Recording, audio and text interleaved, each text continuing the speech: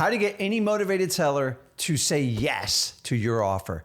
Guys, it's Rick Ginn, and in today's video, I'm going to share with you 4 distinct points that you can use to engage and get your motivated sellers to say yes. And if you stay with me till the end, I'm going to share some tips and tricks I use to make sure you engage your motivated seller so you always get the yes. So before we get into it, do me a favor, make sure you smash that like button, hit that subscribe button so you continue to get the best information on wholesaling today. So you found a motivated seller and you're like, Rick, I gotta get him to say yes.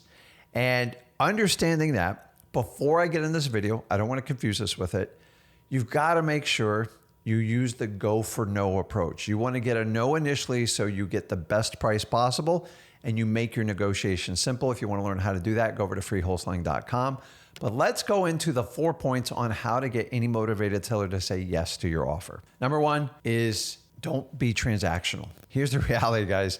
Here's what a transaction is. Most realtors these days, transactional. Find a property on MLS, take a look at it, write an offer, inspect, go through the mortgage broker. Very mechanical. In fact, it just doesn't feel good and it feels like it's just a number. And you have to avoid that at all costs. Here's another example. If I go to McDonald's, if I'm lucky enough to actually get an employee, which guys, I don't go to McDonald's. Occasionally if I'm stuck, maybe if I'm like on vacation or something like that, but you actually go to this, the reality is like, do you want the number 1, the number 2, or the number 3 combo? Or sometimes you just go over to computer board. Extremely transactional. There's never, hey, how are you doing? They don't care about you. And I'm telling you, those types of transactions only work in high volume. So you know wholesaling is the complete opposite. It's much lower volume. So we have to make every motivated seller count. So number 1, avoid being transactional. So how do I do that? Focus on the people, don't focus on the property. The property is the transactional part, which you do behind the scenes. You do the underwriting, and you only do it after you confirm the seller's motivation. You see, transactional people like realtors, they'll spend hours, if not weeks, working on the perfect comp to get that yes right off the bat. You're going to do the opposite. You are not going to be transactional.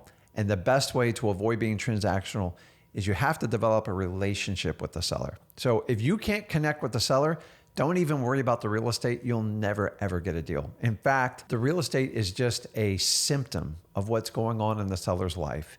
And if you understand that we are in the business of connecting with people, developing a trusting relationship, and then solving people's problems. How do we solve people's problems?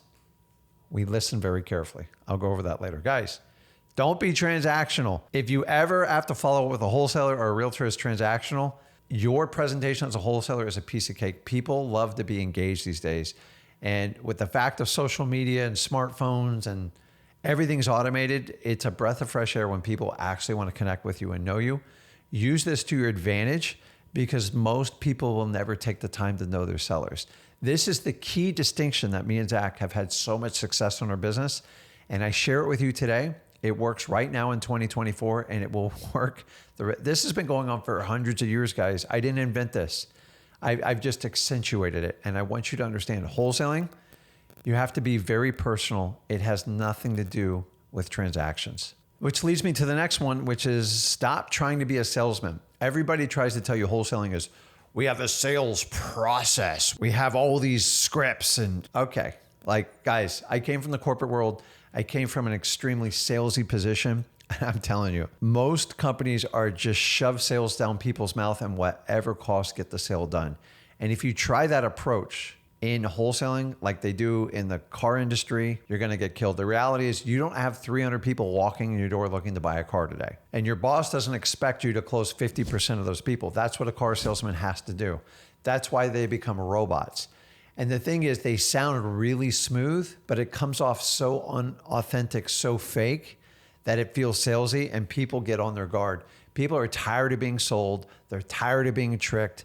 And at the end of the day, you need to learn to become a guide. You see, being a guide as a wholesaler means you have to help the seller get out of their own way. And if you can do that, the sky's the limit. The reality is we are a guide, not a salesman. I'm sorry.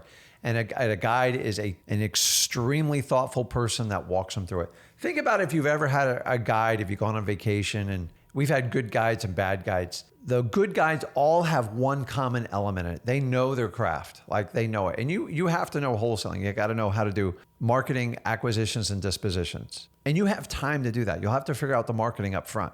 I always tell you that. But the reality is the best guides you've ever gave the biggest tip to, or like you told all your friends about, was the one that created a personal experience for you.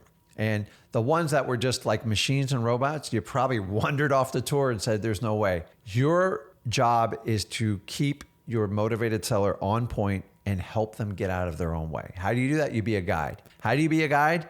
You be entertaining. You engage them. You listen. Guys, I'm telling you, man, like if I could sum up the difference between what I do and what most other coaches teach, is I teach you to make it a very personal experience. In fact, you get to choose who you work with. Guess what? Your sellers do as well. If you understand this concept, you'll go very, very far in wholesaling. If you don't, you'll probably be out of business very quick. Which leads me to the next one. Number 3 is whoever cares the most about their seller is going to get the deal. Now that ties off and piggybacks on the first 2 I've said, and I'm building up and I want you to understand it. I want to help every seller out. If you just go into every deal and go, I'm just here to make the money and I don't care what happens, you'll never last as a wholesaler. In fact, wholesaler, not only we're a guide, we're a psychiatrist, we're a welfare worker. Sometimes we have to do handy things. We have to find other realtors to help them move. We have to do like moving trucks. Sometimes we have to get Ubers, and then we got to connect with title companies and sometimes lawyers. Welcome to wholesaling, guys. This is what I do. We have to be the most resourceful. I'm here to tell you, wholesalers are the most resourceful people you will ever meet, the ones that actually do the business. Why? Because they care about their sellers more than anybody else. In fact, I'm here to tell you, I care about my sellers' interest more than they care. Remember earlier I told you I have to help sellers get out of their own way because moving is an overwhelming experience for most people. And usually selling a house is one of the biggest decisions they have to make in their life. I don't take it lightly and I guide them through the journey. Guys, anybody who wants to put you through a sales training and a sales process, I just think they're relabeling it and they're using the corporate world to try to fit in the strategy because you guys identify it.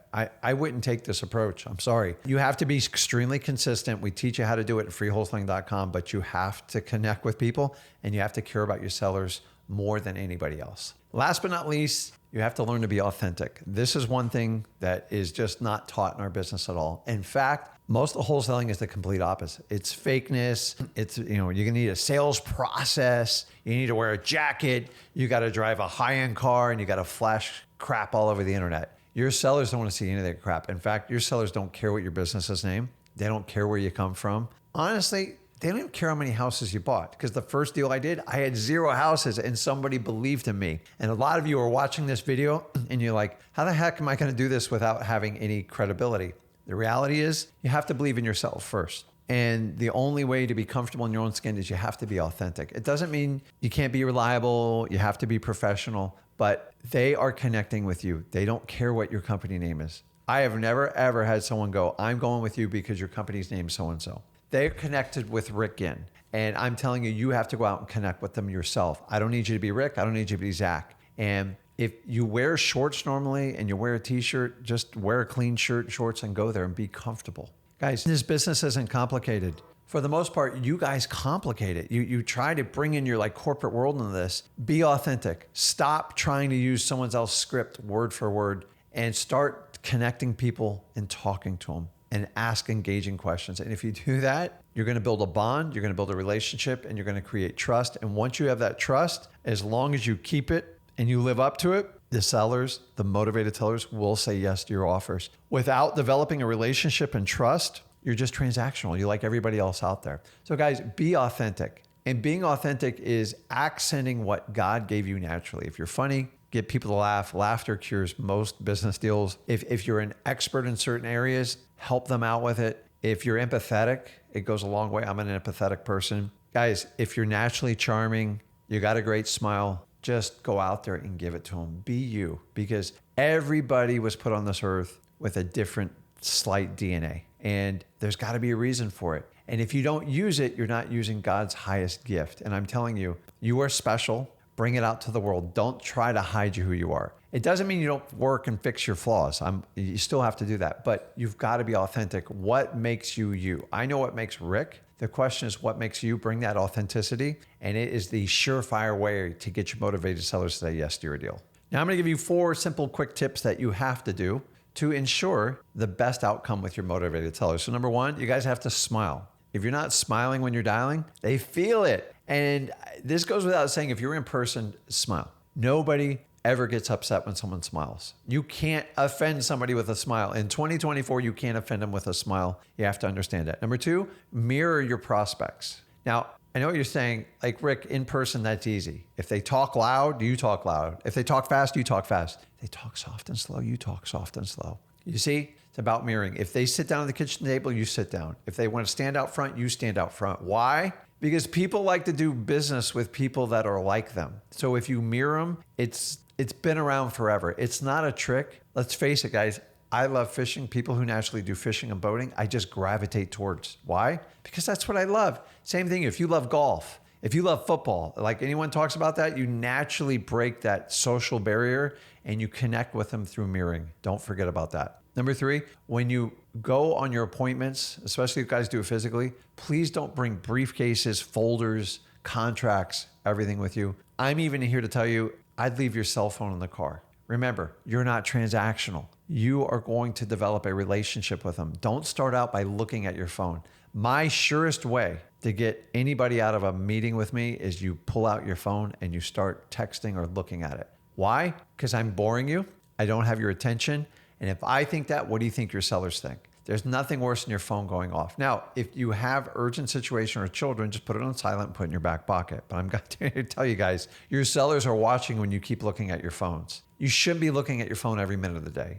It's a bigger social problem, but I'm here. If you want to develop a relationship and get the best wholesaling deal and get your sellers to say yes, lose your phone, lose all the stuff, because you create anxiety with your sellers and you need 100% focus. And once you do your verbal, then you ask permission to go out to your car and get some paperwork and you'll go over it together with them. Simple tip, works wonderfully, will give you incredible results. Last one, and one of the most basic ones that is majorly overlooked in our business, use your seller's name. Why? People love to hear their name. They've heard it their entire life.